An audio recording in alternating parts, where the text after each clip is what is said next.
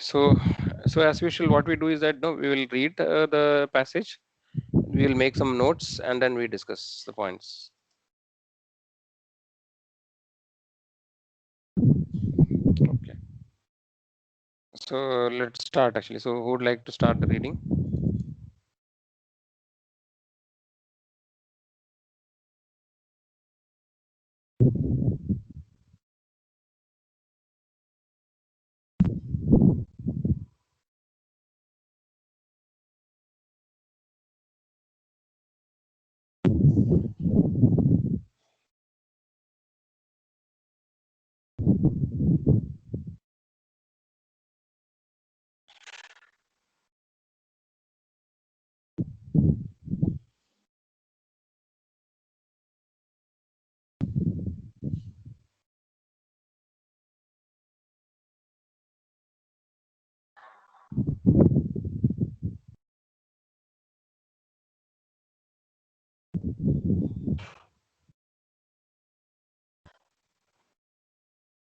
Prabhuji, I can't see anything in the screen.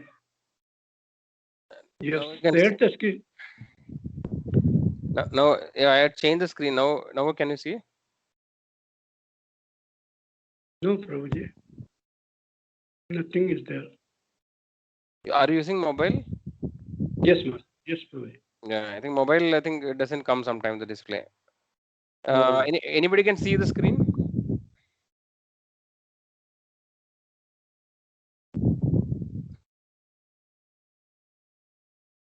But Chitramati, are you able to see the screen? Anybody is using laptop or computer? I can see Prabhuji. I can even see Prabhuji. I connected through phone. Okay. Sometimes some people told no, in phone it doesn't work sometimes. So yeah, good. So somebody can read for me, please. Okay, I can read. Yes, Mataji. Okay. You can read maybe Vaishnava Aparadha. yeah, a couple of Yeah. paragraphs. No, you can read Mataji. Yeah. Okay. Vaishnava Aparadha, Part 1.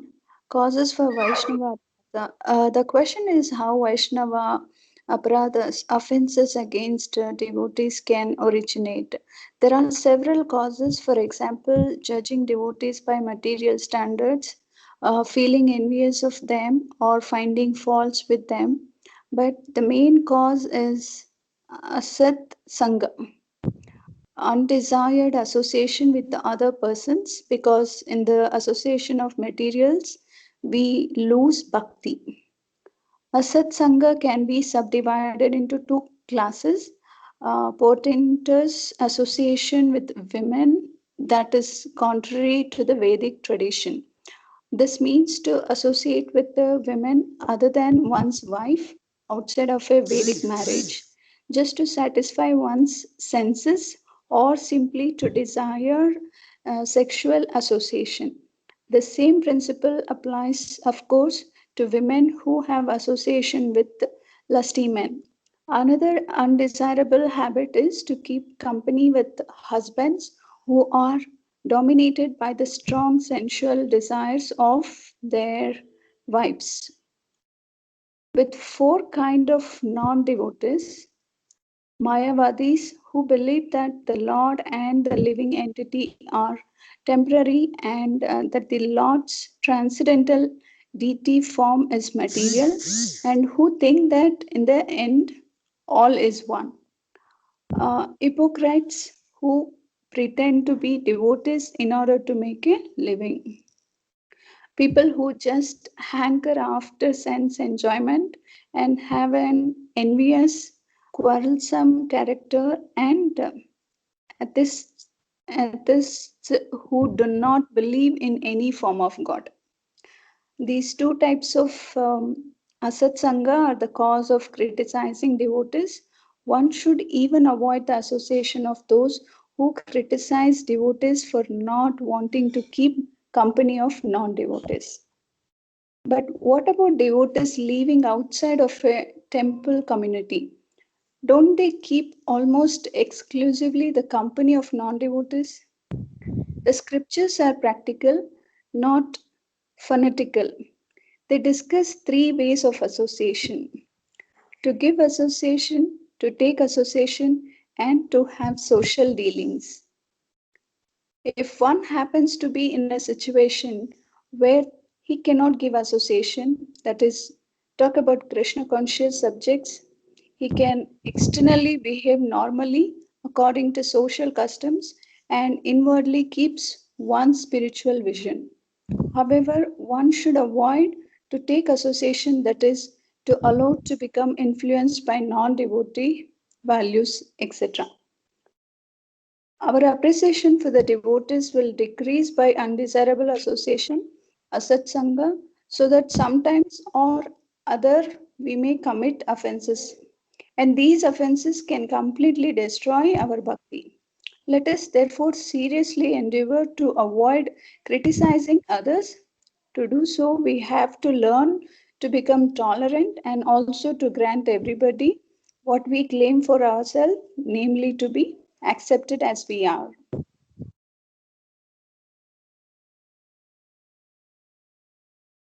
Thank you, Mataji.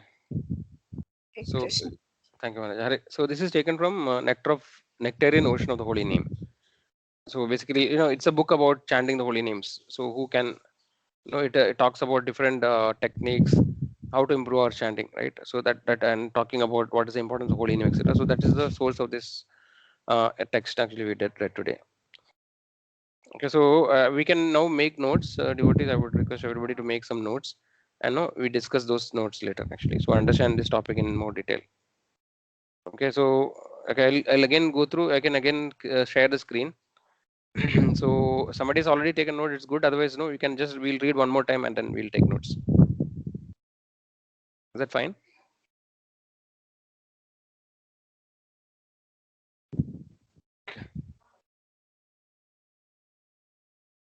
So this is a very important topic actually. See, Vaishnava Varat, one of the main obstacles that we are not able to make progress in devotional service is because of Vaishnava Varat. So it is very important to understand this topic in very detail, right? So that we have to be very careful to avoid this. So if you are able to avoid offenses against other devotees, then actually we can make very fast progress in Krishna consciousness. So it's a very important topic. So let's start. Let's make notes.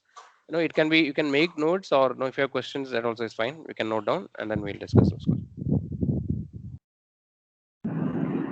Prabhuji? Yes, Prabhu. Prabhuji, that did we discuss who is Vaishnava? Means who is considered as Vaishnava? No, in today's topic, it is not there, Prabhu. Okay. Because means until we do not know who is Vaishnava, we cannot means how the person will know that we are doing a Vaishnava Pradna. Yeah. We discussed, I see, Prabhu. I think briefly this topic we discussed. We did not discuss who is a Vaishnava specifically, but I think by now we should be knowing who is a Vaishnava. But nevertheless, see, anybody who chants the holy name of Krishna, right? Anybody who's chanting Hare Krishna Mahamantra, you can think he's a Vaishnava. Even if he chants one round, also he's a Vaishnava. And also, it is not that only we should. So Vaishnava is very dangerous for devotee. But even if you offend any living entity, right? Non-devotee also, or even animal. I mean, if you hurt animals, himsa against other living entities. So all these things are bad actually. It's all not favorable for devotional service. Okay, so it's only different gradations of the reactions. So if you offend a normal person also, we will get reactions for that. So generally we should not offend anybody, right? But especially offending Vaishnava is more dangerous. So that is a thing. So Vaishnava, you can consider Vaishnava as anybody who is chanting the holy names of Krishna. He is a Vaishnava. So we have to be very careful. It is not that only somebody is a very senior Vaishnava or is a pure devotee. Only for them we will offend, and other normal devotees we will offend. No, that should not be that. So we should not offend anybody, any devotee, and even non-devotees. But yeah, devotees offenses is much more dangerous actually. If you are serious and if you want to become progress in Krishna consciousness, then we should be very careful. Because see, means yeah.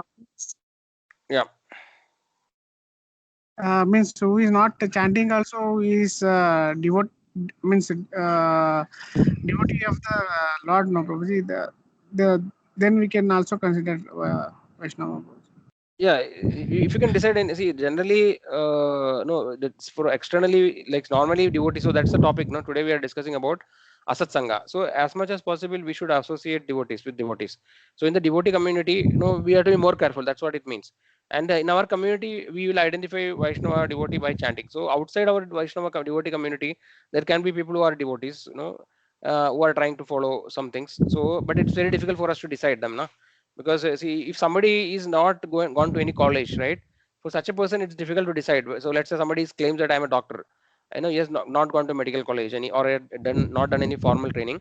It's very difficult to gauge what is his level of progress. So it's very difficult. So what is more practical, that's why we are defining like this. So generally it is decided that okay, we should avoid association of non-devotees. And in the Vaishnava community, devotee community, anybody who's chanting one round is considered as a devotee. Somebody otherwise, he may be a devotee but he is not showing any symptoms, it's difficult for us to understand also, right? So then generally see, as the devotee progresses he will try to avoid offending anyone for that matter. Not only, he will not distinguish between devotee and non-devotee. We will discuss more, Prabhu, as we go. Yes, Prabhuji. And one more point is that in everyone's at Paramatma is there. So Exactly. That is what actually. Yes. That is why we should not offend anybody. That is the whole idea. Because Lord is there in everybody's heart, and if you hurt the living entity, then actually it is like disrespecting the Paramatma. Right? And the Lord is there, and He is watching all activity, right? So we should not offend anyone as much as possible. But whatever is practical, we can go step by step, right? First, we can try to avoid offending Vaishnavas, and then gradually we can extend.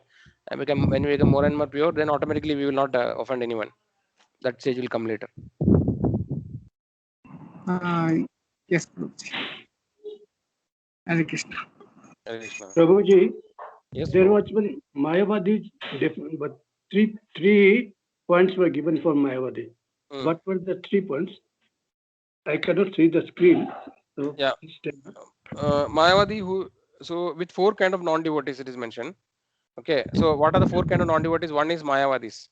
Mayavadi, who believes that the Lord and the living entity are temporary, and that Lord's transcendental deity form is material, and who thinks that in the end all is one. So this is the Mayavada philosophy. So that is one kind of non-devotees. Second kind of non-devotees are hypocrites, who pretend to be devotees in order to make a living. For a monetary benefit, they are trying to act like a devotee. And the third is people who just hanker after sense enjoyment and have envious, quarrelsome character. Right? This is the third category. And fourth is atheist, who do not believe in any form of God. So these are the 4 types, Prabhu, of non-devotees. yes. Okay, Prabhu. So devotees, any points are there? Otherwise, we'll go paragraph by paragraph. So Chitra Mataji, you have noted any point, Mataji?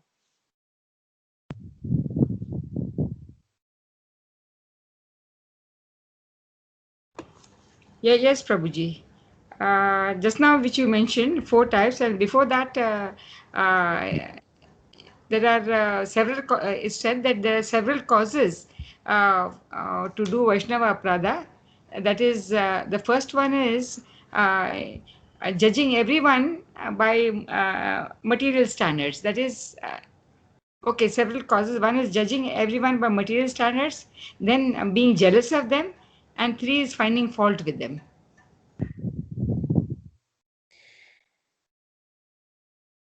Yeah, in the first paragraph, right?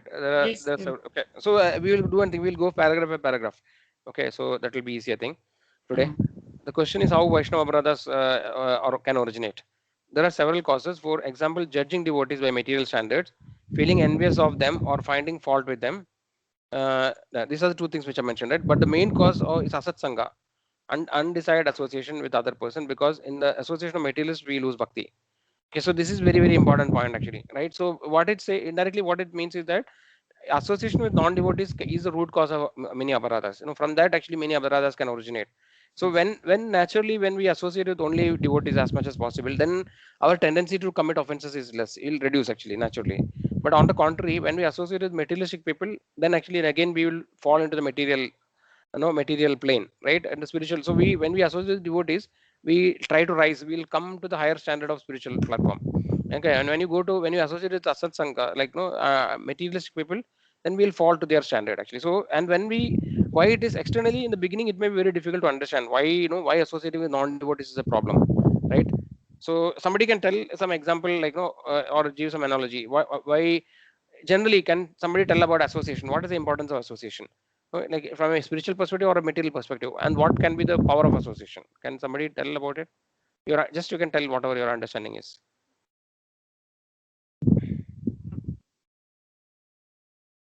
We can means in material perspective, it is strength of Babaji. If it is one uh, means like there is one story of Babaji. You can if it is one person, we can break the stick. So if it is more than like 2 to 3 uh, sticks, so we cannot easily break this one Babaji sticks. Yeah, so that is a united we stand, divided we fall. Something in the English we say that. So see, that is a general, that is more like no power of like no, like what you call having more people, right? But actually now what we have to distinguish is what is good association and bad association, right? So in the material perspective also, we say no children, we see if children get the no they get bad association of people, children, another friends or bad friends, then naturally their behavior also will become bad, right? That's why when we were small, our parents used to tell no, you should have good association. We watch out for the friends, our children who is interacting with him, who are his friends, right? That actually is a basic principle, no, everybody knows. So so that's what. So what is the influence? See, generally speaking, when we stand together, it is always better than alone. Somebody is attacking you, then there are 5 people, you can defend them. If there is one person, it's difficult. So that is a very basic thing, right? But so it depends on what. See, the 5 people who are associated, in that 2 people are actually cheaters, and then they try to stab from back, then it is not useful, right? So in the case of stick, because stick is non-living, it cannot do anything. So more sticks are always better. But in association, even if some people are so-called friends, if they are not really friends, then it's also a problem, right? So it's really the distinction comes, what is, who is a good friend, or what is a good association and what's a bad association, right? So can somebody give some example? What is a good association?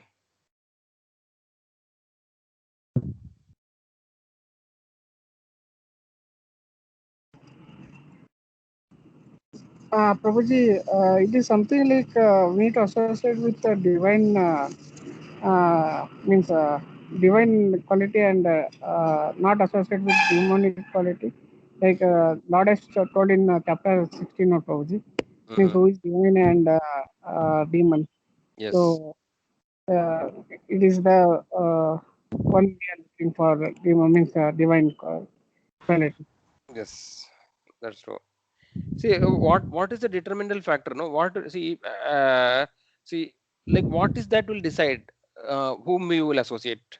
For example, no, let's say we are actually now in today's session, no, we are having different devotees who are joined, right? Like Nivedha Mataji is there, Indrachand Prabhu is there, Chaitan Prabhu is there, Chitra Mataji is there, Sujata Mataji is there.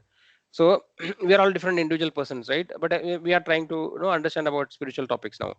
So in general, right? See, what is that determines who a person will associates. So like let's say we are few people, we can talk about our friends actually, or some of our relatives, or anybody, somebody we are observing, right? Or children, whoever it is. So what is that makes people associate with a certain kind of people? What is that driving force? It might be a common interest, Yes.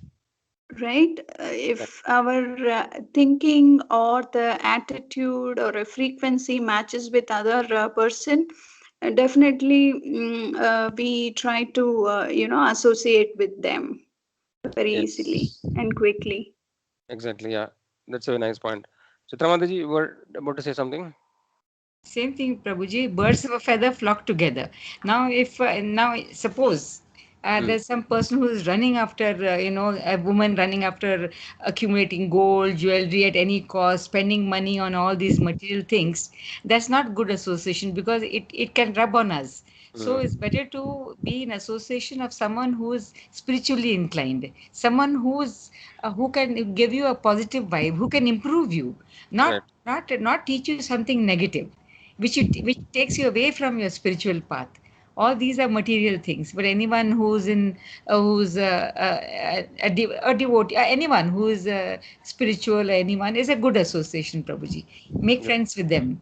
Yes. Like in a temple, devotees in a temple, or some group, some spiritual group that is there. They can never be bad. They'll only be a positive effect on you.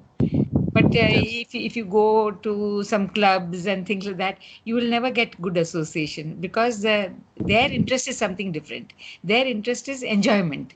enjoying life, enjoying material things. That's all. Nothing spiritual. So we should keep away from people like this because we can get affected. Continuous, association. So we should keep away from these people, Prabhuji. Yes, Mataji, very nice point. So both Sujata and Mataji, thanks for both of you for making the point. So it's a very valid point, right? So basically, it's some, you mentioned that it's some common goal, right? Or no, some mentality. Yeah. So beyond that, if you go one more step, see, I actually see when you say the common interest, right? So that indirectly means that no, we have, everybody has some kind of a desire, right? Or a goal in life, right? Or a destination, right? So it can be variable. So some people may not have a very concrete destination or a goal. Somebody may have very high ambitions, right? So basically, what is that motivates people, to associate with kind of people is what is driving them, right? What is their interest? What is their aim in life? So somebody is wanted to become a politician, or no, he wants to become a great king or a prime minister. So basically, that is his desire. So when he sees another person who is also having a similar desire, then actually he'll try to tie up with that person, right? He'll try to interact more with them, and then trying to achieve it, right? Trying to go in that direction. So similarly, somebody is actually is interested in sports, you want to become a football player or some cricket player, then naturally his friends will be that kind of people. He'll try to associate with those kind of people. So what is the main motivation for us to associate with a particular kind of people is some goal or desire in our life, right? So some people may have big goals. Somebody may be just a thief, he is interested in stealing, because that is what actually is or criminal mentality. So he will naturally he'll find happiness with people are criminal minded, because he knows that if I associate with criminal people, then he can make progress in that path. If I want to, so similarly, that's how it is, right? So similarly, why devotees, what is the devotee's aim in their life?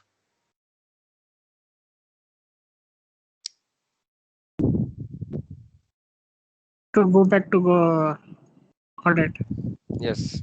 Improve our bhakti, Prabhuji. Yeah. So Increase we bhakti. correct. So all of us have, basically we are all having some spiritual idea, right? So we have, see, that's why satsang we call, satsang means good association. So we are thinking, we have some interest, basically in understanding about spiritual topics. So we have discussed that there can be reason, can be many, because of Bhagavad Gita has mentioned 4 kinds of people come to Krishna, right? Artho, Artharthi, Jitna, Sutnani, right? So somebody may be distressed, they may come to it, whatever be the reason. But actually some people are actually understanding that maybe this material life is not so great. We can't achieve much actually here. So maybe there is a better path, spirituality. So some people are coming to spiritual path because they think that that is better, right? So because we have a spiritual goal, naturally we should associate with people who are spiritually interested, right? So if you want to make progress in bhakti, then we should interact more with, we should spend time with devotees, right?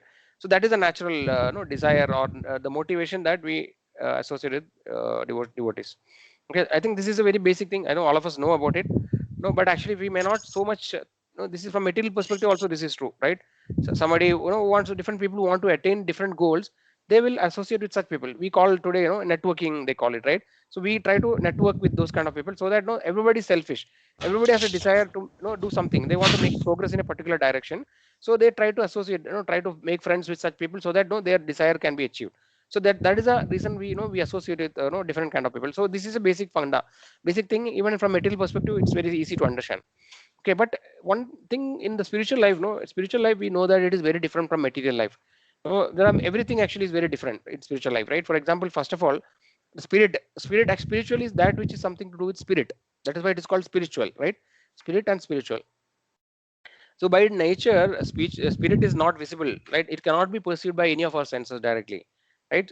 So how will you find, if you want to understand about spiritual topic, the material methods will not work, right?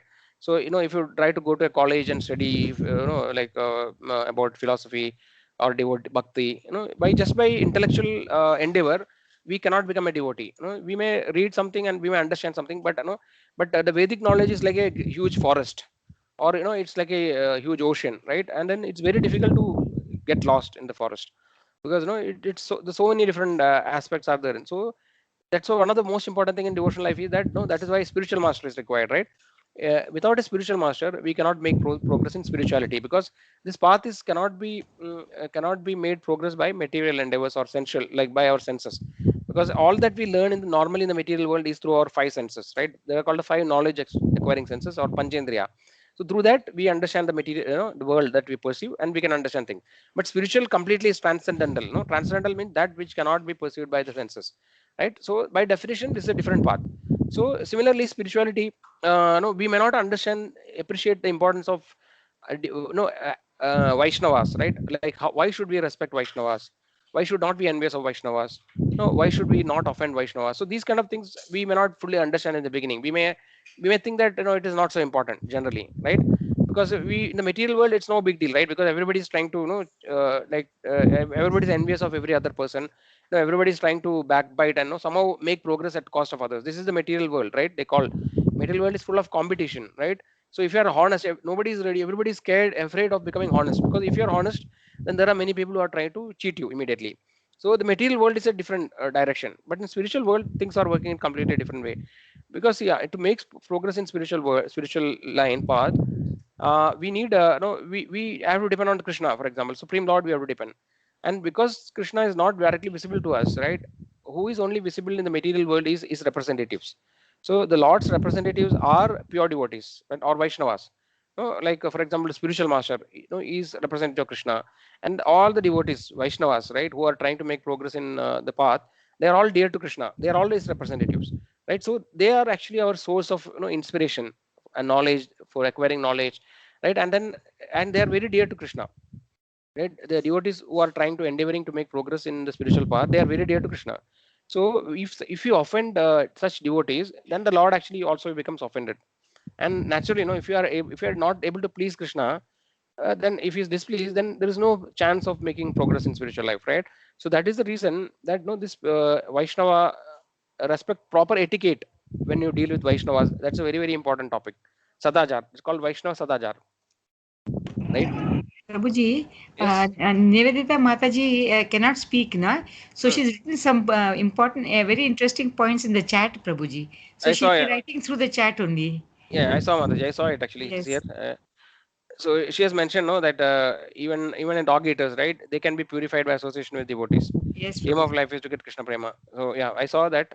I thought I will discuss it. Yeah, I saw it. Thanks, Mataji, for pointing out. So that's what actually. No, so this is actually the association of devotees is extremely purifying. No, that is the only way by which actually we can make progress. Because see, in the beginning, when we are all coming to see, we discussed that there are three levels of Vaishnavas, right? We have Kanishtadhikari, Madhyamadhikari, and Uttamadhikari. So Kanishtadhikari is a neophyte devotee, who is just starting his spiritual life. So a Kanishtadhikari, his thing is that he is having some basic interest. He is having some little faith in Krishna or no or God, and he thinks that God is only in the temple, right? He goes to temple, and then he pays obeisances, he pays respect to the Lord, and he doesn't care about anybody else. Actually, people, maybe other people who are trying to take darshan, so he will not bother about anybody. He may ill treat them. Like he will not consider any importance to other people or devotees, and he is just thinking that okay, everything is between me and Krishna. That's all. No, he doesn't give respect to other Vaishnavas, other devotees. So this is the very neophyte stage, or Prakrita Bhakta. It is called Kanishtadhikari, right? So like if we can judge ourselves, right? If we are such a person that we only think that okay, it is only between me and Krishna, and I don't care about other devotees, then actually we are in that in a neophyte stage or Prakrita Bhakta stage. Then the Madhyamadhikari devotee, Madhyamadhikari, when the person either Kanishtadhikari or in what you call neophyte devotee, when he make further progress, then actually he starts respecting Vaishnavas. That is one of the main change, so main characteristic of a Madhyamadhikari. He understands that without the association of Vaishnavas, without the mercy of other Vaishnavas who are actually dear to Krishna, there is no way for me to make progress. So if that realization comes, then we can understand that we have moved to the next stage of progress in spiritual life. That we are come to Madhyamadhikari. So that is not all the qualifications. That is only one of the aspects. But Madhyamadhikari, it is mentioned that he will dedicate his life for actually spreading the knowledge of the Lord. Right? He has learned it, and he want to give it to everybody else. No, he is ready to dedicate his complete life to this mission. So that much dedication the Madhyamadhikari will have, right? And he will be well versed in scriptures. He would have deliberated the various conclusions of various scriptures by studying, right, and then by discussing with others. So this is more advanced stage of Madhyamadhikari. And Uttamadhikari is devotee is in the transcendental platform. He is in the liberated platform. He is a pure devotee, right? He will not distinguish devotee and non-devotee. When he looks at any living entity, he sees that everything as part and parcel of Krishna. No, he sees the Paramatma in everybody, and he will not distinguish. No, okay, this person is a devotee, this person is not a devotee. He will not distinguish. He thinks that everybody is, Lord's part and parcel. So that is a very advanced stage. A pure devotee. He has completely conquered all the urges of the senses. No, he is beyond the mundane platform. No, he is not attracted to any sensual pleasures. No, he is not attracted by anything which Maya gives. No, he has crossed that level, and he's a pure devotee. That's a very advanced stage. He's called Uttamadhikari, or no, like Mahabhagavata it is called. Right. So these are three basic stages. So we have to understand that when you are in the when we are not giving respect to Vaishnavas, then actually we are in the basic platform of the Kanishta Adhikari. Okay. Any questions are there till now?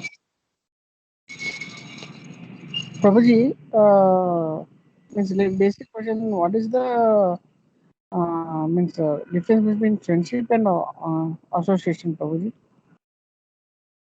Friendship and association. See, if friendship and association. Somebody else want to try?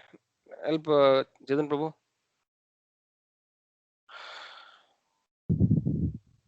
I think this is not necessarily a spiritual question. Anybody can answer. What is the difference between friendship and association?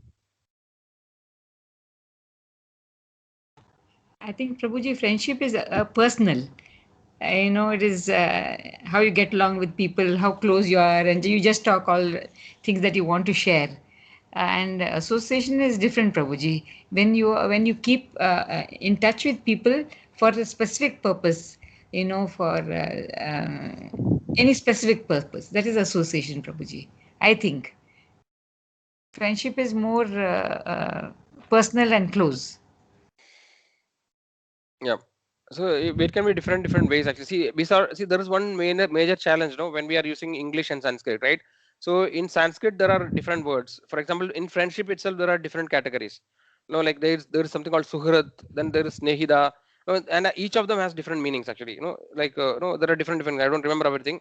So Sanskrit is more expressive. We can have so many variations. In friendship, actually in English only there is one word called friendship, right? And so there cannot be really we have to qualify it something else. But in Sanskrit, each and every kind of friends, somebody is like based on what kind of relationship, how deep the relationship is. That actually that word will change. Like Sukrit, then like I mentioned, right? Those are different words are there. So see, we can talk from a spiritual perspective, right? In from a spiritual perspective, what is actually important? See, association could be, like you will associate as a pure devotee. Let's say Srila Prabhupada is coming, and then you go and you are get an opportunity to meet Srila Prabhupada. He is talking to you. He's interacting or asking some questions, and Prabhupada actually he's answering your question. And he is actually giving you some mercy, right? So this is an association. Friendship is actually generally at equal level, right? Friends means like you are like buddies. You will put a hand in his shoulder. You will chit chat, and then you are very casual, right? Arjuna, that's a good example in Bhagavad Gita. Arjuna and Krishna, right? They were in the battlefield, and then they were friends. So as long as Arjuna spoke when in the manner of a friend, then Krishna did not give Bhagavad Gita to him, right? The moment actually Arjuna says that Shishyasteham Shadimam Pravannam, right? He's saying that now I am a soul surrendered to you, right? Please accept me. When the moment Arjuna changes his position to a disciple, then actually the Bhagavad Gita is spoken by Krishna, right? So friendship is generally at equal level. It's a casual relationship, and friendship may not actually always be necessarily helpful in spiritual life. But if your friends are devotees, then it will help you, right? So association means it's a broader term. You can associate it with like senior pure devotees. You can associate with devotees like you. You can associate with devotees who are lesser than you. There can be different level, but friendship is generally between people who are at the same level. So just if you ask a question, so we should really understand what is the context of the question. So if you are able to have difficulty in deciding something, and then give an example, then I think it will be better. We can explain it in more detail. Otherwise, just if you ask what is difference between friendship and association, it will become more like a grammatical or a language problem actually. Prabhuji, that is actually when we associate, no, Prabhuji, we actually don't care. Means what means other person is doing. What means we'll be looking about ourselves. So we have a common goal. We are also having a common goal. He comes and goes. We don't care, like in any way. But in friendship, it is like. We actually means completely associate, but what the person is doing, what is he's taken up the Shiksha program, is chanting, or is active in Krishna consciousness, is doing service. Like we each thing we actually no problem. But in association, we all the people, all the common interest people come and means have a means become a do a chit chat and means like have an means come together and have a chit chat. So that will be not a means kind of a this one approach. Okay. Then I think your understanding of association is little different. I think so. In the context of association, Vaishnava Sangha, right? It doesn't mean chit chat, just coming and chit chat. So chit chat is always like kind of not encouraged, because actually it in if you look at nectar of instruction, it says that atyahara prayasascha prajalpo niyamagraha. So prajalpa is actually this kind of chit chat. So these things which should be avoided by a devotee. Prajalpa means just chit chat. So basically association is a broad term, right? In association can mean anything actually. So one kind of association can be friends. So in our Krishna consciousness, for example, if you take Surabhi Kunj Bhakti Center, we have like maybe some 70 devotees are there, let's say.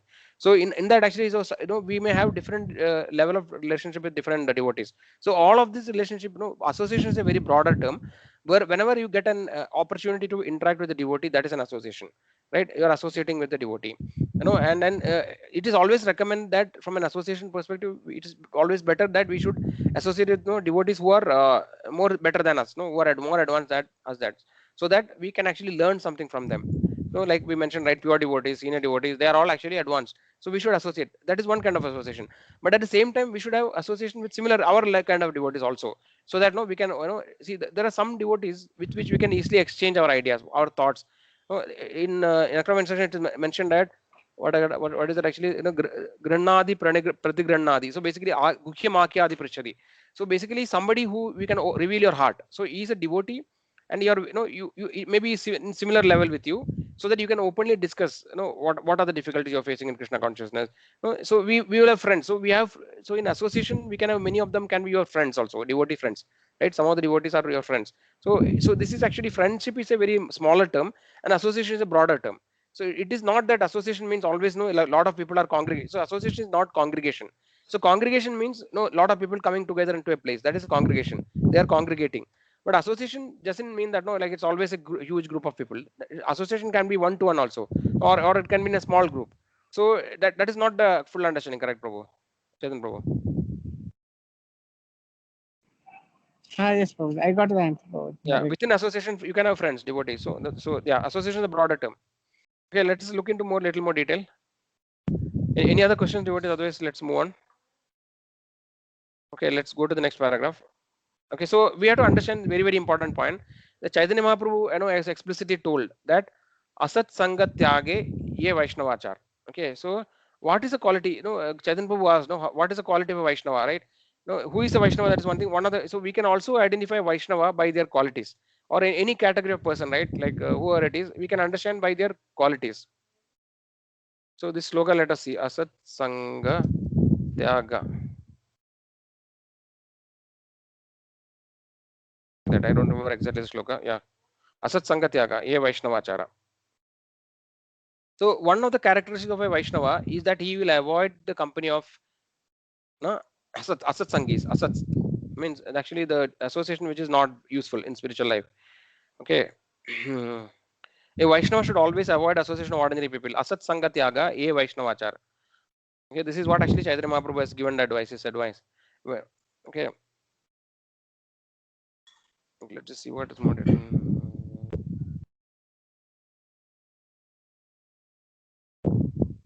To remain unattached to the modes of material nature, one should avoid associating with those who are asat, materialistic. There are two kinds of materialists: one attached to woman for sense gratification, and other is simply a non-devotee. This is what actually that same topic is expanded in today's session. So if you associate with non-devotees, then what can happen is that we can completely fall down from our spiritual position, right? So it may be difficult actually. It may look very extremely strict, or no very harsh that no it's told that no we should avoid completely avoid materialistic people. But the question is that no it's up to us actually, right? What is recommended for the high standard is that we should avoid. But if you're not able to avoid, mean that we will take more time. No, you can take time, but only we will make real progress only when we someday when we are coming to that particular stage, then we'll make progress. So it is not that no today everything we have to give up, but we have to understand what is the expectation, what are the consequences if you are not able to follow, and accordingly based on our capability and potential we should actually endeavor for that. That is the whole point actually, right? So but asat sangha is actually extremely condemned, if you want to really make progress in spiritual life. Okay. Because see what is mentioned here, what will happen if you associate with non-devotees, that is mentioned, right? Anybody understood what will happen, what is the problem if you associate with non-devotees? Can somebody tell how it is connected to Vaishnava Bharat?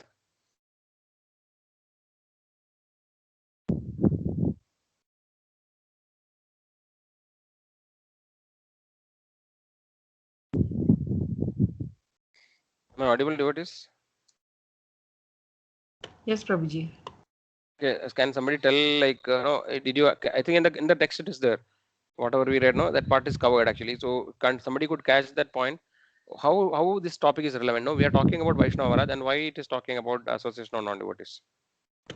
It is an obstruction on a path of devotion, Prabhuji, on a path of bhakti. Yes, how? But how does It'll this work? take you away. No, your mind will be taken away from that spiritual path on which you are traveling. It'll deviate from there. Mm-hmm. And you will fall down because you'll be attached to material things. You'll be attached to all the wrong things which are you're not supposed to. It will be a obstacle in your path. That is true, Mataji. But how it will cause Vaishnava Bharat? How will cause you to offend Vaishnavas?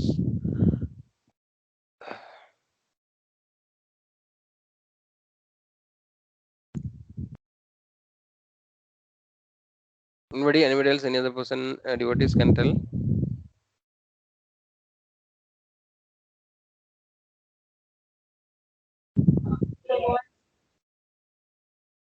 Vaishnava?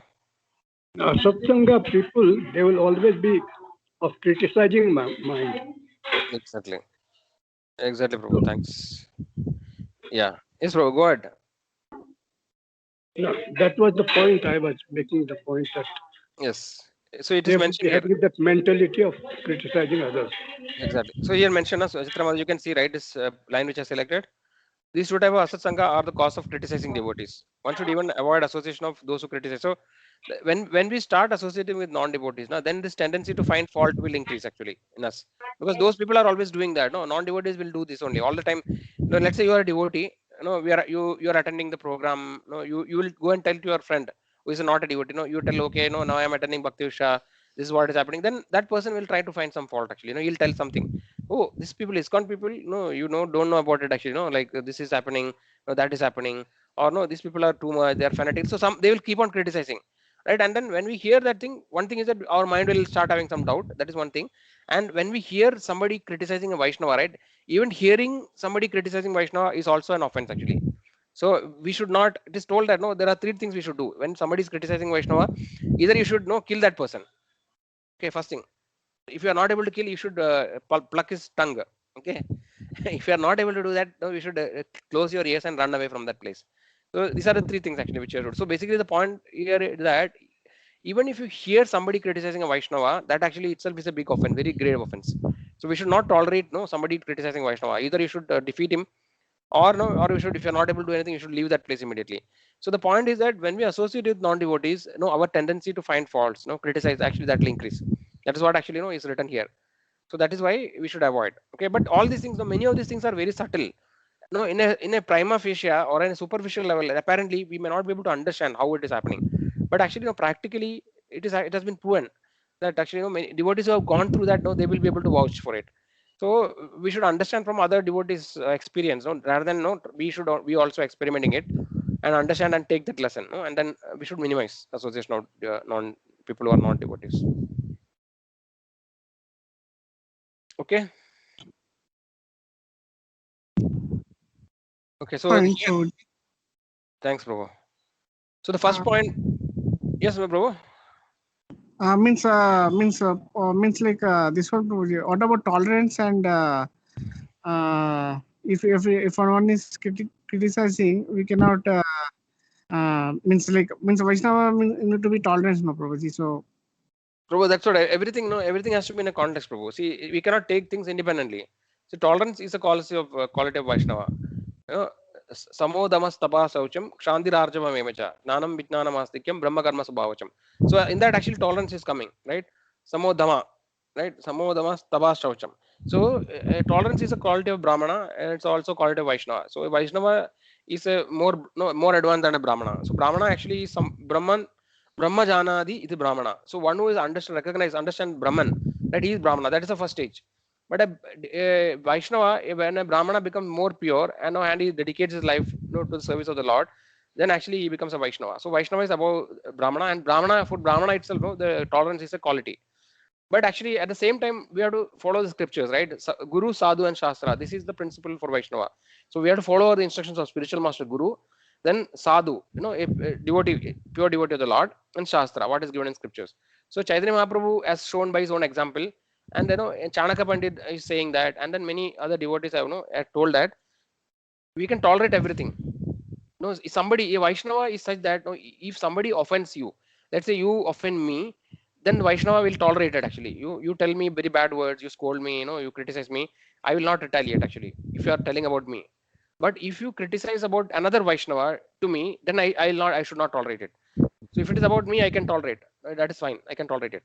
But if you offend, like maybe you offend my spiritual master, or no, you offend the Lord, or any other devotee, then I should not tolerate it. Actually, I should immediately retaliate.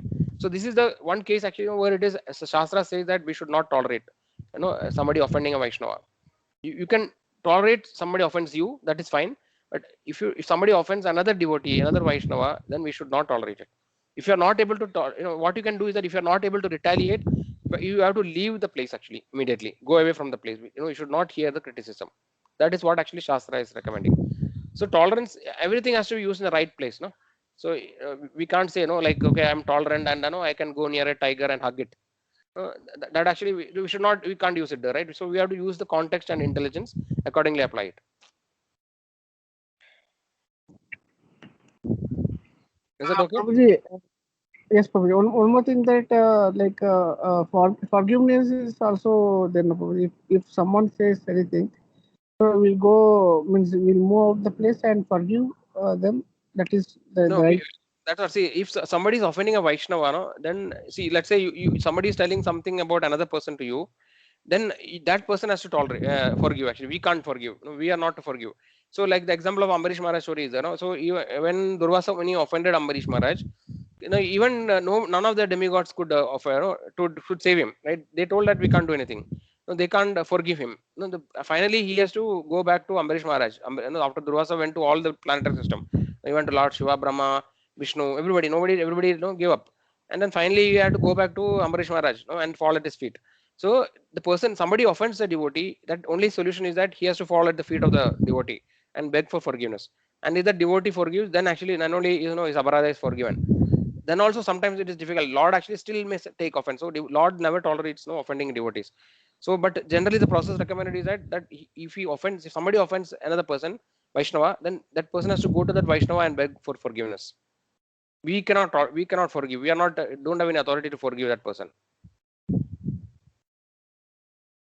The person who is offended has to forgive, right? Somebody else, let's say you offend somebody, like let's say you offend somebody, like my mother you offend, and then you ask me forgiveness. Actually, I mean that is not much useful, right? You have to ask the person who is offended. She has felt bad, so you have to ask her actually for forgiveness, like that. Means one of the content is Prabhuji, if someone is telling bad about some Vaishnava, Prabhuji, that Vaishnava doesn't know that this person is telling bad, so he is telling to me. So so means like forgiveness should come from me, or first thing you should stop him. No, see, if he's starting to offend somebody, you should tell him that no, we should not talk like this about devotees. No, we should not talk. So please let us not discuss this topic. You should not allow him to continue. No, see, only in the beginning, starting to offending, you should stop that conversation. If he's not ready to listen, then you have to leave the place, right? But if he really offends or he does some activity, like he does some for example, he schemes or no, he does something against that person, then you have to ask that person to go and ask forgiveness from him. Like that, you have to do. So first of all, you should not encourage, and criticism of devotees. We should not show an interest to hear it. But if it has already happened, then we should ask that person to go and ask for forgiveness to him. You tell that, no, like that person should go and tell the devotee that, no, like this is what actually, no, I did this mistake, or no, no, please forgive me. This is what actually I thought, or whatever I did. Please forgive me. Like that, he has to go and ask forgiveness on that Vaishnava. So if you have any practical issue, then we should talk one-to-one, Prabhu. Or if you're generally asking, then we can discuss. But if there is a specific case that somebody has offended somebody, then I think we should discuss it on a one-to-one basis. No, this one, Prabhuji. No, this one. It is a general case. Usually we see, no, Prabhuji, not only the spiritual in nature, in the material nature also. One lady says to another, that she's not good, and means one man says that another person that this person is not good. Like see, even in this means in everywhere, Prabhuji, it is happening everywhere. That's why. So let us not worry about material things. We can't do anything. We can't change it. No, let us talk only about devotees. Let us try to become devotees, and we, if devotees are doing that, we should stop it. In materialistic people, we cannot change. There's no point in trying to go and like do some moral talk to materialist. If they are ready to become devotees, then we can talk to them. Otherwise, no, there is no point. So many people see the Kali Yuga, right? In Kali Yuga, this is the age of quarrel and hypocrisy. That is why Kali means quarrel. So this is what actually it is expected in this Yuga. No, we cannot expect that everybody will be nice, pious. No, that is not possible, because by definition it will be like this. So who are actually sincere people, souls, who want to listen the message of God, we can actually talk to them and try to make them change. Because otherwise we can't change all the people in the world. It's not possible. They will be like that only. They will do that. So it doesn't. I don't think we should not worry about much those normal people. If somebody is interested to become a devotee, let us we can try to make them. There are so many people who are ready to, who may be waiting to get the knowledge of Krishna, right? So we should talk to such people, and automatically when they learn this message of Krishna, then automatically their heart changes, and then tendency to do bad things will automatically go away by chanting the holy name, by performing devotional service. So let us target those people. That actually is important. Yes. Okay, thank you. So devotee, so the first paragraph, everybody understood, right? So here actually it is talking about association with the opposite gender, right? So it is mentioned, right, in the material world, right? The material world actually is known as, is the controlling energy of the material world is called Maya or Durga, right? So Maya actually means, the word Maya means that which is not. So basically the Maya is an external energy of Lord. There are different energies of Krishna, right? Krishna has the Antaranga Shakti, Bahiranga Shakti, and Tadastha Shakti. So Antaranga Shakti is the internal energy of Lord, which actually is also known as Mahamaya. And the spiritual worlds, right? All the spiritual world is working under the control of internal energy, Mahamaya. Sorry, Yogamaya. It's not a Yogamaya. And the external energy is all the material manifested material world. And in this material world, Durga she is the controlling deity. She is the superintendent. Actually, the Durga means it's like a fort or a prison. So in this material world, every living entity is like a prisoner. They are bound by the invisible shackles or chains, which are actually the attraction to the opposite gender, right? So the Maya, the material world is designed in such a way that these people are attached in this material world by this attraction between the opposite gender, like attraction between male and female. So as long as actually we are under the subject, under the subjugation of this energy and this tendency to become attracted by the illusion energy, we cannot make progress in spiritual life, right? So it is mentioned, this Maya and Krishna, like they are two opposites. Like, so Maya is considered like darkness and Krishna is like sun. And wherever there is Krishna or sun, there cannot be darkness, right? So so the other way of understanding is that as long as we are in the illusion, so this attraction to the opposite gender is actually an illusionary power of the Maya, right? Because actually, see, in reality there is nothing that actually is really attractive if you really look at it, right? Because generally, normal case, if you take, there is no attraction between two females, right? Like two females are there, we don't see anything special. Okay, he is just a friend. And similarly, male, okay, this is my friend. But actually, when an opposite gender sees the same person, the feeling is different, right? So that means there is nothing in real actually there to be attracted. But actually, it is by design, that actually the living entities are created in this way. This is the strong, what you call net they call, no, like Maya Jal they call it. It's a net actually which is laid by Maya, by which the living entities are attracted in this manner. And then this is one of the binding force in which the material world is running. So we have to really understand that. So because in the normal, a person who is illusion, who is under the influence of material energy, they will never be able to understand this thing. They're always thinking, no, they are completely conditioned, and then they cannot never come out of that particular conception. They always be, or no, they will be forcefully or no, like naturally they will be moving in that direction. They can't avoid that particular no attraction. So this is because of the modes of nature, right? We have sattva-guna, rajoguna, tamoguna, which are actually the three. No, it is mentioned like no, Durga is having, she is like no, she is a fierce form, right? Durga, no, she rides on a lion, and then she is having a trident, right, which actually has three prongs. So the three prongs, some people say that no, it is like Adhyatmic, Adi Bhavadik, and Adi Devik. There are three kleshas which are there in the living life. Also, the three shulas can be the three modes of material nature. So with the three modes of material nature, so many different varieties of living entities are created by a combination of the three modes, right? And then so generally the conditioned souls, they are always under this illusion, and they are always under this particular attraction between the opposite genders. So this is a very, very profound thing actually. Unless until we really understand it, it is very difficult to overcome it, right? So but actually we don't have to see, we are trying to logically understand the things. But at the same time, if somebody is just sincere and he just follow the devotional service, chant the holy name of Lord, automatically the purification will happen, and then some gradually he will be able to see the things as they are. But otherwise, we can also try to, by intelligence also, we can understand the philosophy, right? So both if you do, we can make faster progress, right? So we have to really understand why these things are forbidden. Why actually sometimes people criticize Prabhupada, saying that no, he is very orthodox. No, he is actually very very rigid, very this thing, especially when he went to Western countries, because he did not allow like man and woman to mix too much. They want always, so the Vedic tradition is always like that.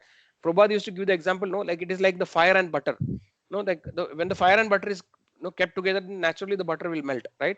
So that is the design. So that is why Vedic tradition always had a distinction and a separation between that. So because it is natural for because in the conditioned stage, it is very difficult to overcome this attraction. So that is why Vedic scriptures actually have strong rules and regulations to have segregation. So that is why we have the brahmacharya, right? Grihastha, vanaprastha. It's a controlled, regulated life. So we have to actually gradually overcome. Basically we have there are 6 vices, right? Kama, Krodha, Lobha, Moha, Mada, Matsarya. So these are all the different vices. So all of them actually are kind of obstacles in the progress of spiritual life. And it is told that Kama, Krodha, and Lobha, they are the 3 main gates to the hell. If you are not able to control these 3, Kama, Krodha, Lobha, then actually you are sure to go to hellish life. These are the 3 gates to hell. So we have to understand why actually Prabhupada or the Acharyas tell this is not desirable. So that is why, and then because of the inherent nature, right, and by design it is like that. So it is necessary that we should restrain, because if you just let loose and then feel freely mingle, then naturally all problems can happen. So that is why there is a distinction and some segregation, right? So yeah, so this is what. So the thing is that we should avoid association with people who are actually extremely sensuous or behind the sensual pleasures. So when we interact with such people, when you talk to those people, then our mind also become polluted like that. So we should actually keep association with devotees who are pure, whose thoughts are pure, who are actually seeking to understand the spiritual topic. And then we should completely avoid such people who are actually behind the material sense gratification, because they are completely in dark ignorance. They are completely under the spell of Maya, and then they are just what you call, they are completely helplessly living in that condition. Just like the animals, right, who don't have any what you call, any curtain, right? So whatever they want to do, they do in, like openly whenever they want. But actually human being is considered as a more advanced. Dharmo he pashuve samam, like that is mentioned, right? So what is that distinguishes actually human being from the animal is that they have a higher discriminatory power, right? And then they can seek the higher knowledge. They can ask questions like, why do I suffer? Where did I come from? Where did I go? So these kind of questions human being can ask. And if human being getting a human body, and still we do the same thing which animals do, right? Ahara, nidra, bhaya, maitunam. So these are the things: eating, mating, sleeping, and defending. So if you also do the 4 things, then actually we are just another animal, glorified animal.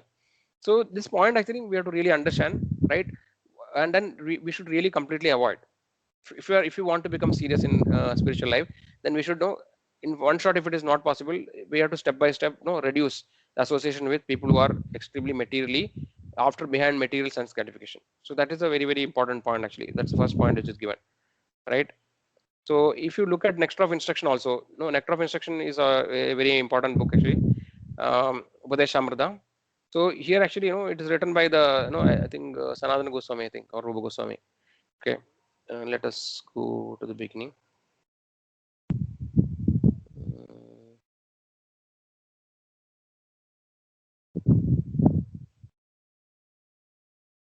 So I don't, anybody knows who has written, forgot actually, is it Rupa Goswami or Sanatana Goswami? Yeah, Rupa Goswami. Okay. Advancement in Krishna consciousness depends on the attitude of the follower. A follower of Krishna conscious movement should become a perfect Goswami. Goswami means one who is controller of his senses. Go means two meaning, like one is cow and second is senses. Swami means he is a controller. So one who is having control on his senses is Goswami, and one who is not having any control on his senses is called Godas. So Goswami actually is also a title. In North India there is surname Goswami, but actually the word meaning is actually one who is fully controlled in senses. He is Goswami. Vaishnavas are generally known as Goswamis. In Vrindavan, this is a title by which director of each temple is known by Goswami. One who wants to become perfect devotee of Krishna must become Goswami. Go means the senses and Swami means the master. Unless one controls his senses and mind, one cannot become a Goswami. To achieve the highest success in life by becoming Goswami and then a pure devotee of Lord, one must follow the instructions known as Upadeshamrita. So this Upadeshamrita is very, very important actually book. It's a small book, we can just read it in like half an hour, which have been given by Srila Rupa Goswami. Sri Rupa Goswami has given many other books, and some example is given, Bhakti Rasamrita Sindhu, etc. But Upadeshamrita constitutes the first instruction for a neophyte devotee. One should follow this instruction very strictly, then it will be easier to make one's life successful in Krishna consciousness. Okay, so here, how do we go back? Yeah. So actually, there are two important shlokas here. One shloka talks about what are the 6 things, which actually spoils our devotional service. Okay, 4 things which 6 things which we should not do. What are they? Atyahara prayasascha prajalpo niyamagraha janasangascha laulyamcha sadvid bhaktir vinashyati. So one's devotional service is spoiled when he becomes too entangled in the following 6 activities: eating more than necessary or collecting more funds than required. So atyahara means so greedy nature, actually wanting more and more. Okay, then prayasa, over endeavoring for mundane things that are very difficult to obtain, wasting our time for materialistic achievements. We are just wasting our precious time. We don't know how much time is there, and we are just waiting for some material things which actually will be lost anyway. Then 3, talking unnecessarily about mundane subject matters. This is what our Chetan Prabhu mentioned, right? Prajalpa, just gossiping. Gossiping is something which we should avoid. Talking unnecessary about mundane subject matters. 4, niyamagraha, practicing the scriptural rules and regulations only for the sake of following them and not for the sake of spiritual advancement, or rejecting the rules and regulations of scriptures and working independently on themselves. So there are two different things. Either two possibilities actually. One is that you really don't have a goal of making progress in spiritual life, but just for the sake of following the rules and regulations. That is one category of people. Another category of people is completely disregarding the scriptures and do whatever he likes. Then 5, associating the worldly. So this is what actually we are discussing now, right? 5th point, associating with worldly minded persons who are not interested in Krishna consciousness. This is the Janasangha, it is called, and materialistic people association. Then being greedy for mundane achievements, right? Laulyam is a greed actually. So these are the 6 things one should avoid. Okay, and then this very important thing we have to see now. See, in these 6 things, the 5th thing is the same thing what we are talking now. Association non-devotees, it is told that we should avoid, right? What is very interesting to see in the next sloka also, we see the same point again. So that actually really makes it very extremely important, right? These are the 6. Now it talks about 6 things which are favorable, which we should do.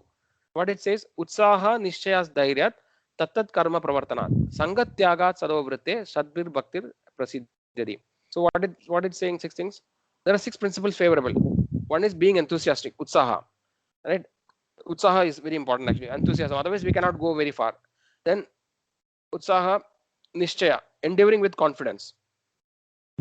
Nishchaya also, it's like determination, right? And also confidence, having faith actually in the process that Krishna is, will protect me, he'll prove me the path. So that is the endeavoring with confidence. Then utsaha nishchaya dhairya. Dhairya means patient, having patience, because it will take time. It is not like 1 week I'll do, okay, I'm not, no progress is there, let me leave it.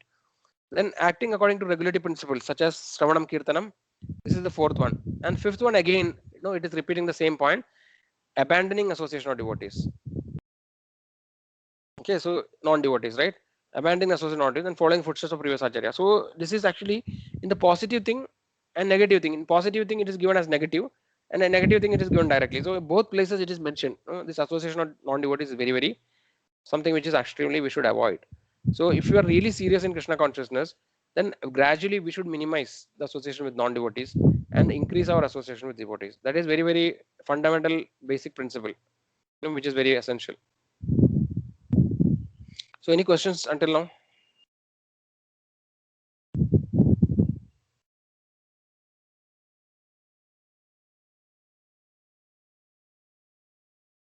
Krishna. Audible devotees?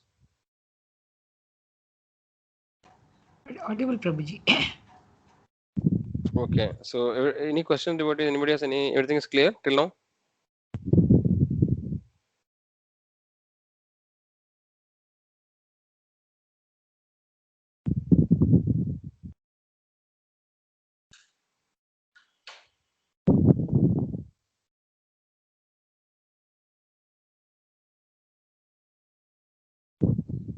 So this book I would recommend all devotees can read. In Veda base it is there. Necropin section, please read. It is very, very important. Maybe someday we can discuss also.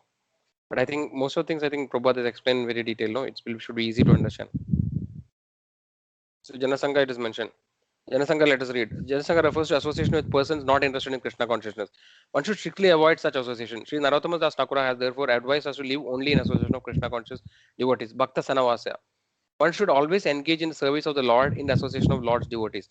Association with those engaged in similar line business is very conducive for advancement in that business. Consequently, materialistic person from various associations and clubs enhance their endeavors. For example, in the business world, we find such institutions as the Stock Exchange and Chamber of Commerce. Similarly, we have established the International Society of Krishna Consciousness to give people an opportunity to associate with those who have not forgotten Krishna. The spiritual association offered by our ISKCON movement is increasing day by day. Many people from different parts of the world are joining the society to awaken their dormant Krishna consciousness. Srila Bhaktivedanta Saraswati writes in the Anuvritti commentary that too much endeavor to acquire knowledge on part of the mental dry philosophers falls within the category of. So this is a different topic. So this is I think we have enough discussed this topic. Let's move on. Okay, then the four kind of devotees. Yeah, anybody has any questions? So Mayavadis. Mayavadi, we always discuss, right? Prabhupada always talk about Mayavadi. Even Chaitanya Mahaprabhu talks about Mayavadi. So sometimes people may think, no, why we are talking so much about Mayavadi. Some people may not even know what is Mayavadi. But actually, the thing is that Mayavad is very rampant. Though it may not be explicitly, they may not say that, okay, I am Mayavadi. But I know if you look at today's world also, many of the so-called spiritualists, they are actually under the thought of Mayavad. So anybody who is saying that, God actually is impersonal, right? God is light. God is energy. They are all Mayavadis. So this Mayavadi has different aspects. See, actually, Lord, Shankara, right? Adi Shankara, he actually is considered as an incarnation of Lord Shiva, and he has propagated this philosophy, Mayavada philosophy. And in conversation in Padma Puran, Lord Shiva foretells that to Parvati, he will say that in Kali Yuga, I will take the form of a Brahmana, and then I will propagate the false theory of Mayavada. Right, that shloka in Padma Puran, if you search, you will get actually in that shloka. So where this conversation is happening. So this is actually, I think we'll not go into that. I think we have discussed earlier, because everything has a purpose. The Lord actually sends different devotees for different situation and circumstances. And briefly, why Shankara came is because Shankara, the Buddhist philosophy was rampant, and before Buddhist philosophy, actually animal killing was rampant. So when animal killing was too much, people are killing animals on the name of Vedic sacrifices. Then Buddha came to stop this animal killing, right? So his idea was to somehow stop it. So Buddha actually preached in such a way against the Vedic scriptures. He told that Vedic scriptures should not be followed and things like that. And after this was established, the Buddhism spread throughout the world. Then actually, to bring back the Vedic knowledge, actually Adi Shankara came. But it was not possible to completely establish Vedic knowledge in the pure form because of the degraded condition and situation at that time. So Shankaracharya came and he gave this philosophy. He again re-established the Vedic scriptures, but actually he gave a kind of a little illusionary theory of where actually the main difference in Mayavada philosophy are only few things, right? One is that they consider they consider Brahman is everything, the Brahmajyoti, right? The impersonal form of the Lord, and the Lord doesn't have any personal form. That is one thing.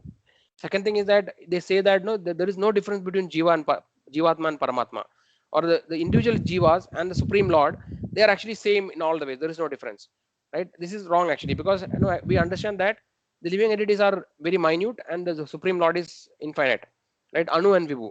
So Mayavadi says that everybody is God, right? You, me, everybody is God.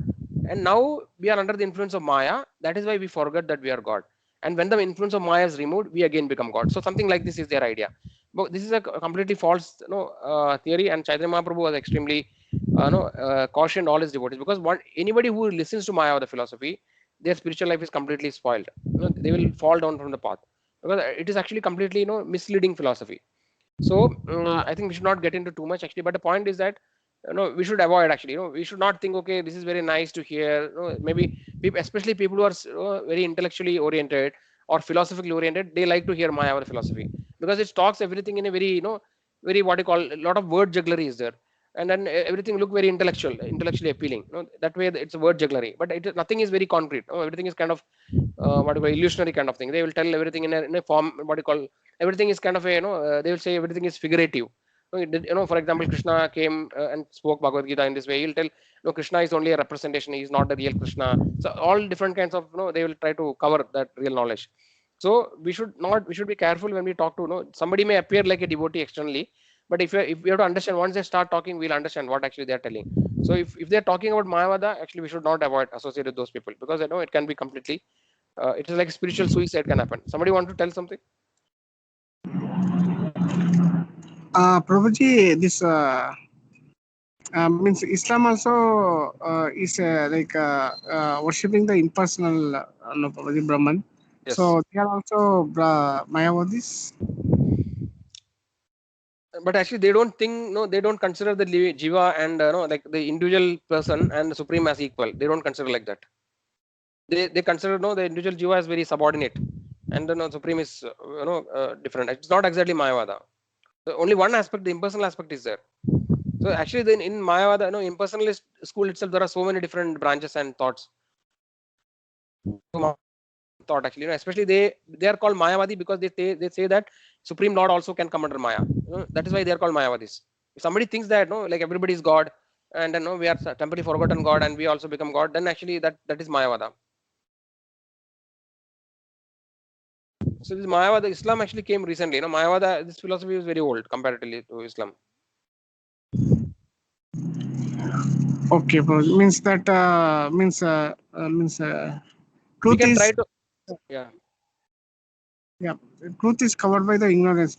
So this ignorance, if we say also this it is a personal everything, they actually don't believe so, Prabhuji. So generally Islam doesn't consider that Supreme Lord Allah, he is having a form. They don't consider like that. I have not studied Quran in so much detail, but the basic understanding is that they don't consider the God actually as a person. He doesn't. So it is forbidden for them to think that he's having a form. So they should worship they worship like without a form. So this is actually in our impersonal Vedic. So Islam is not in Vedic fold, right? So we are actually Sanatana Dharma, and the Vedic civilization is very old, right? I mean, the Vedic scriptures are actually from the time of creation. They say, first Brahmaji got a knowledge, and it is eternally existing. Sanatana Dharma, it's there. And Islam, Christianity, and all are recent religions, and so many other things they have borrowed from other religion, they say. But we should not get into that kind of discussion, because it's always controversial to say whether this is right or that is right. Yeah, so they are actually having the impersonal aspect that they have actually, Islam. But we can't say that they are Mayavadis, Prabhu. Okay, let's move on. I think in the interest of time. So other things are clear, right? Hypocrites, we know, people who are actually, they are like kind of cheating people, right? They externally show that they are devotee, but internally they don't have any devotion. We see that sometimes we see some pujaris and some people, they do like that. This for sake of living, they are taking up as a job, they are doing it actually, but they don't have real devotion. So this kind of people we should not associate, because naturally we'll also be misled. People who just anger for sense enjoyment, right, which also kind of little similar to the first point, or envious, quarrelsome character, right, and the atheist, of course, people who don't believe in God, we should not talk to him. So these are the 4 kind of people we should avoid. Any questions about it until now? Yeah, what is the reason we discussed, right? Because if you start associating with these kind of people, then we will also soon we'll start criticizing the devotees, and our faith will get shaken, and then we'll start doubting things. So that is why we should avoid association of non-devotees. Okay, so here actually, Prabhupada is also talking about people who are grihasthas. So the second part is about grihasthas.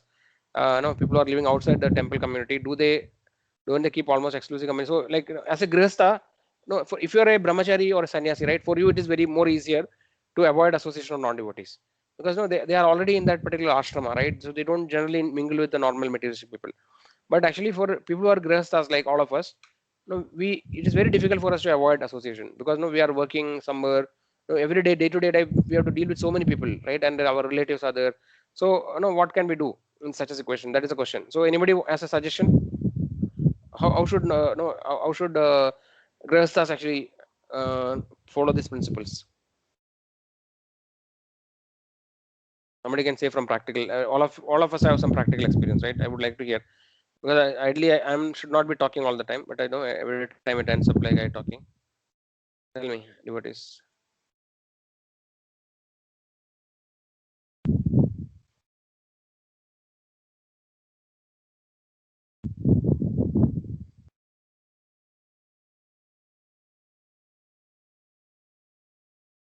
Any suggestions? Sujana Mataji, would you like to say something?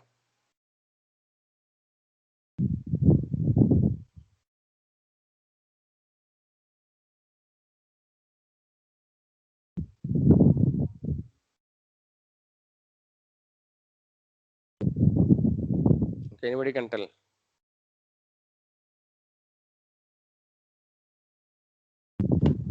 Prabhuji, can you repeat the question again, Prabhuji? See, so these things are, we understood the basic things, but how from a grihastha, right? We are all grihasthas, no? Basically, we means we are family people. We have so many relatives and so many situations where we cannot avoid non-devotees. So how do we apply in our life from a practical perspective?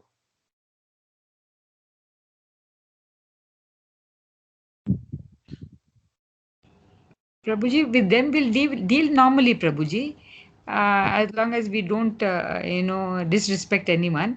And internally, we'll keep on following our own spiritual path, Prabhuji, and then try to associate.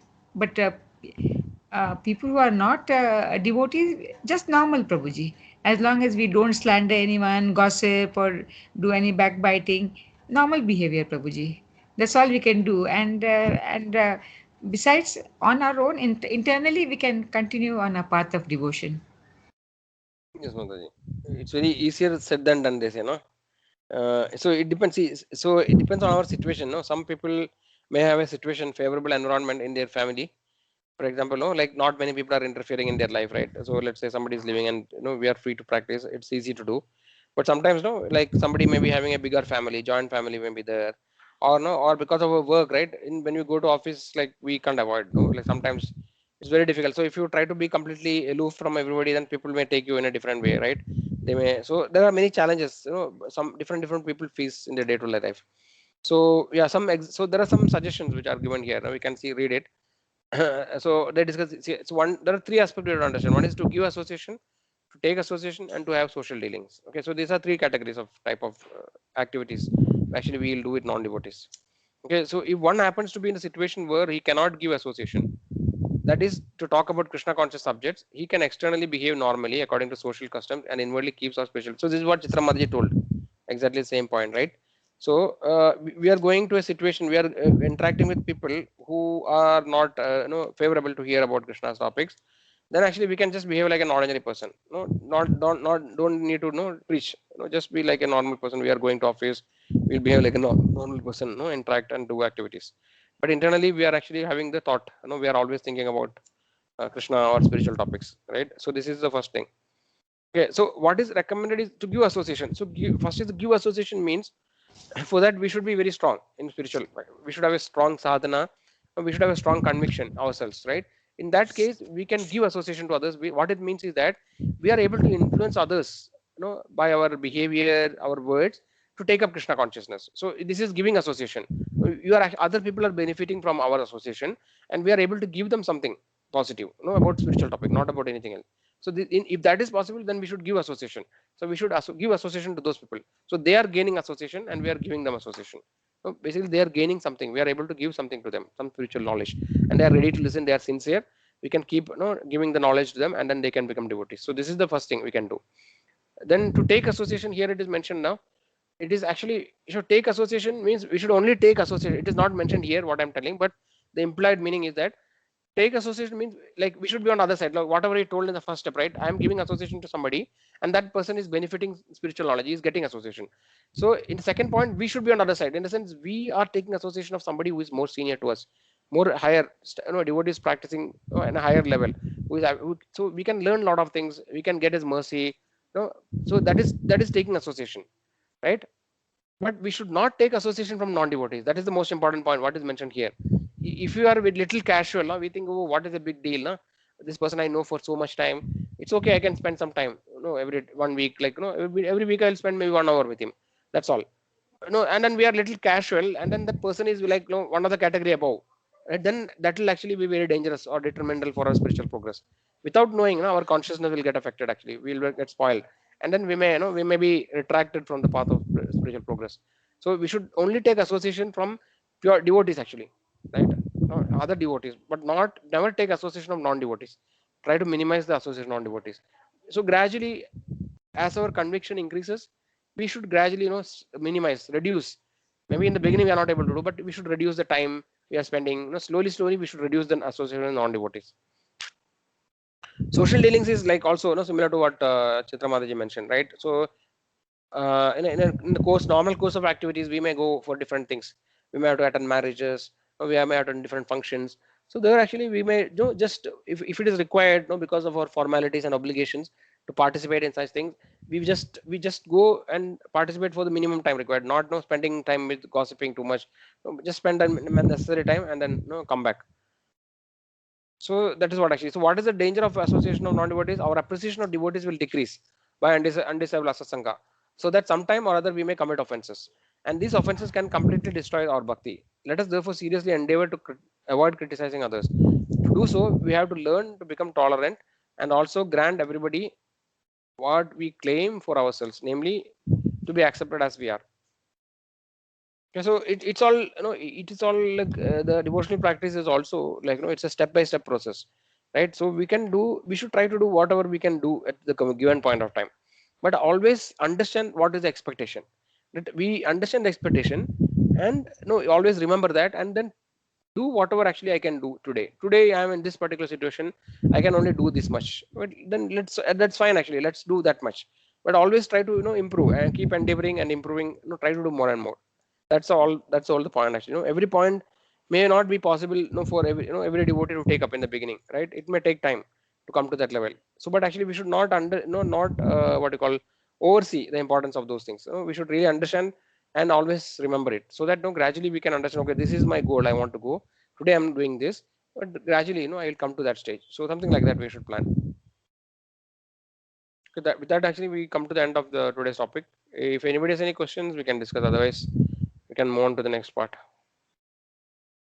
I think most of the questions I think we discussed. Now that you understood about Asatanga, share some instances where Asatanga affected your relationship with the devotees. How do your association with non-devotees affect your performance of devotional service? So these two questions, anybody wants to share anything, we can discuss that. The application. So first is, now that you have understood about Asatanga, share some instances where Asatanga has affected your relationship with the devotees.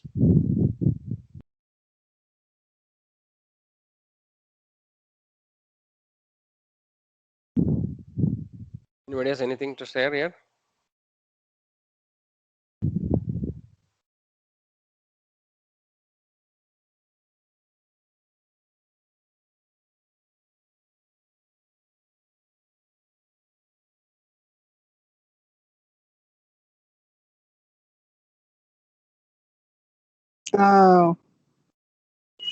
Yes, Prabhuji. One point is that means one of my friend is actually a devotee. Mm-hmm. So he came for Krishna consciousness with the distress, and actually he was means he lost the connection of this one Prabhuji, devotees after means like he was there for mostly like 10 years. He was connected with the means he was associated.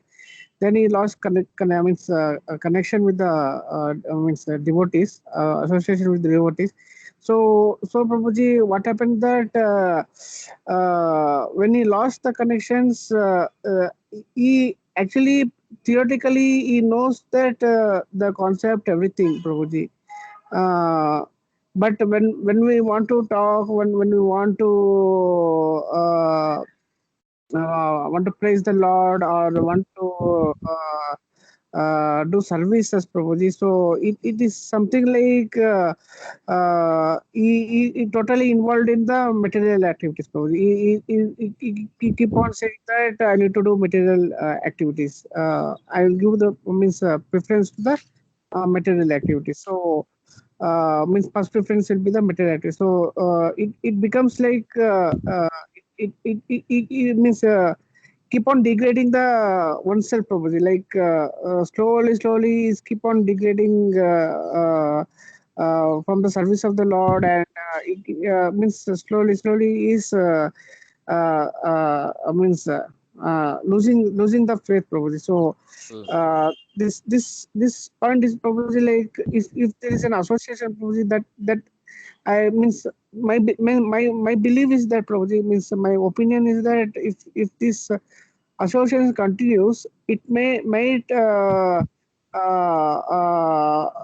the boat is there, it may float until he is fully surrendered to the Lord. So taken the shelter of the Lord. So this is my that was my opinion. Yes, bro. That's true, bro. That's what actually, see, only people who have lost association, and then when they come back, so many devotees have, it has happened with many devotees that, they try to leave the association devotees, and then after many years, they will come back finally.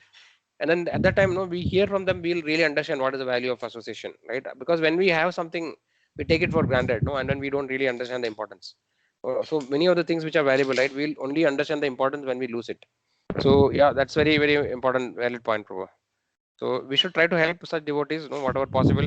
See, the only way to come back is, they have to associate somehow. They will be reluctant to associate. Once they lose the association, they will be reluctant. So somehow, they should again associate with devotees. Then gradually, they will be able to come back. But otherwise, it's very difficult. Thanks for sharing that. Okay, devotees, then let us chant. If anybody has any questions, we can discuss actually after the chanting. We can think about while chanting. We should not think, but maybe it automatically comes some thought. Okay, so we'll read Namamrita. Somebody can read it. Prabhuji, I'll read, Prabhuji. Yes, Mataji, thanks. One should neither engage in nor hear blasphemy of devotees. Srila Jiva Goswami Prabhu has quoted many passages from authentic scriptures and has ably supported the statements in the matter of offences at the feet of the holy name. Quoting from the Markandeya Purana, Sri Goswami says that one should never blaspheme the devotees of the Lord, nor indulge in hearing others who are engaged in belittling a devotee of the Lord. Thank you, Mataji. So it's from Srimad Bhagavatam, no? Second canto. 1.1.11. Yes. Okay, so we'll chant now. Anybody would like to lead the chanting?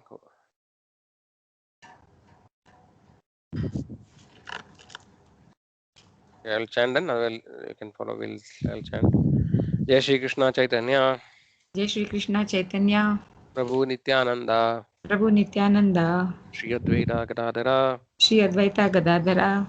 Shri Vasadi Gaura Bhakta Vrinda. Shri Vasadi